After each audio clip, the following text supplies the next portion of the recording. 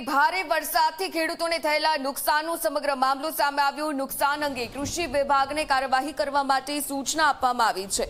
તો કૃષિ મંત્રીના કાર્યાલયમાં ખેડૂતો દ્વારા રજૂઆત કરવામાં આવી। કિસાન સંઘે ખેતીમાં થયેલા નુકસાનના સર્વેની માંગ કરી હતી। ખેતરોમાં થયેલા દબાણો અંગે પણ કાર્યવાહી કરવા માટે રજૂઆત કરવામાં આવી। ખેડૂતોના પ્રશ્ને તાત્કાલિક જરૂરી કાર્યવાહી કરવા માટે પણ સૂચના આપી દેવામાં આવી છે।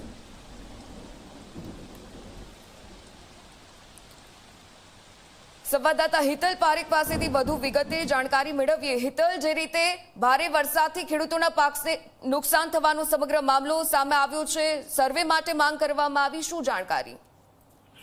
જી ચોક્કસ એવું કહી શકાય કે ભારે વરસાદ પડ્યો એમાં અનેક વિસ્તારોમાં ખેડૂતોને ઊભા પાકને નુકસાન થયું હોવાની જાણકારી મળી રહી છે અને તેના જ આધારે ભારતીય કિસાન સંઘ દ્વારા સરકારમાં પણ રજૂઆત કરવામાં આવી હતી। કૃષિ મંત્રી જીતુ વાઘાણી સમક્ષ રજૂઆત કરી હતી।